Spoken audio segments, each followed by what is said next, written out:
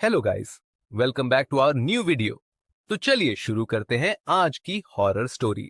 आपने हॉरर फिल्मों में एग्जorसिज्म तो जरूर देखा होगा, लेकिन क्या होगा अगर ये डरावनी कहानी सिर्फ स्क्रीन तक सीमित ना हो।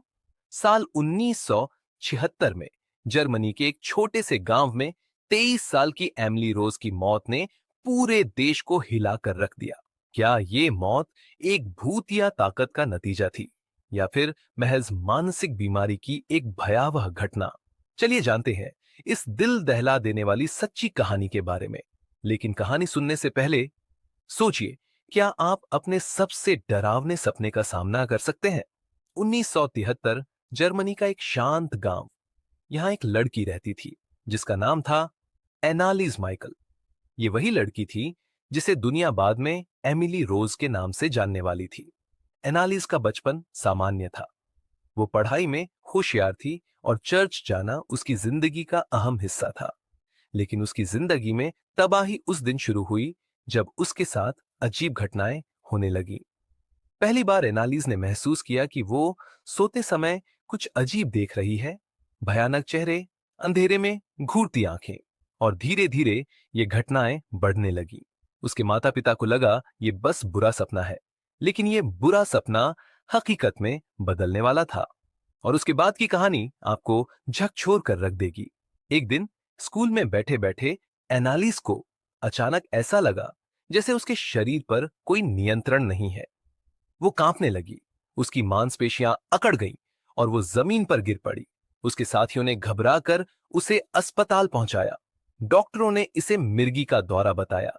पहली बार में एनालिस ने भी इसे सामान्य समझा, लेकिन ये बस एक शुरुआत थी। इसके बाद के 3 साल एनालिस के लिए और भी मुश्किल हो गए। उसे बार बार दौरे पड़ते और वो अक्सर कहती कि उसे भयानक चेहरे दिखते हैं। उसे ऐसा लगता जैसे अंधेरे में कोई ताकत उसे घूर रही है। लेकिन 1974 में इन घटनाओं ने एक ऐसा मोड़ लिया जिसे कोई नहीं समझ सकता था। क्या था वो? चलिए जानते हैं। 1974 में एनालिस की हालत और बिगड़ चुकी थी। उसके माता पिता डरने लगे। उन्होंने डॉक्टरों से इलाज कराया, लेकिन दवाओं का कोई असर नहीं हो रहा था। धीरे धीरे उनका यकीन मजबूत हो गया कि ये कोई साधारण बीमारी नहीं है।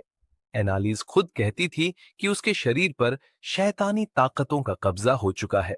उसके दौरे अब रात में बढ़ने लगे। उसे लगता जैसे कमरे में कोई और मौजूद है। वो बिस्तर पर लेटी रहती, लेकिन उसके शरीर में हरकत नहीं होती। एक रात उसने अपनी मां को बताया कि उसने अजीब परछाइयां देखी। वो चेहरों को पहचान नहीं पा रही थी, लेकिन उनकी आंखें जैसे उसकी आत्मा को चीर रही थीं। क्या ये सब एनालिस का भ्रम था, या वाकई कुछ अनहोनी उसकी ओर बढ़ रही थी? एनालिस की हालत इतनी खराब हो चुकी थी कि डॉक्टर भी हार मान गए। यही वो समय था जब चर्च ने मामले में दखल दिया और पादरियों को बुलाया गया। पादरी अर्नस्ट ऑल्ट और अर्नोल्ड रेंज ने तय किया कि एनालिस का एग्जॉर्सिज्म करना होगा। अगले 10 महीनों में एनालिस पर 67 बार एग्जॉर्सिज्म किया गया।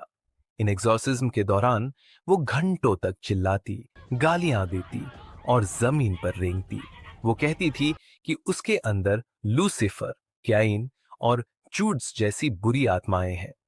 लेकिन क्या इन एग्जॉर्सिज्म ने उसकी आत्मा बचा ली, या उसका अंत पहले ही लिखा जा चुका था? 1 जुलाई 1976 को एनालिस की मौत हो गई। पोस्टमार्टम में पाया गया कि उसने कई दिनों से खाना नहीं खाया था। वो मात्र 30 किलो की रह गई थी। उसकी मौत के बाद उसके माता पिता और पादरियों पर हत्या का मुकदमा चला। कोर्ट में डॉक्टरों ने कहा कि ये मानसिक बीमारी का मामला था, लेकिन चर्च ने कहा कि उन्होंने उसकी आत्मा को बचाने की कोशिश की थी। लेकिन सच क्या था?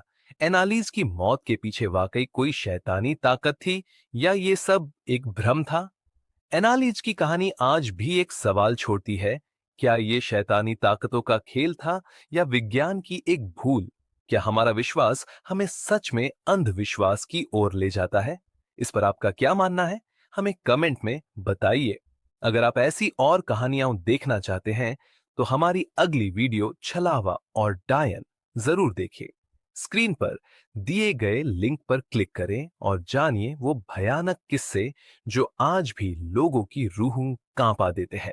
चैनल को सब्सक्राइब करें और घंटी का आइकन दबाना ना भूलें ताकि आप हमारी अगली कहानी मिस ना करें। Ich bin Nero. Ich bin der Dritte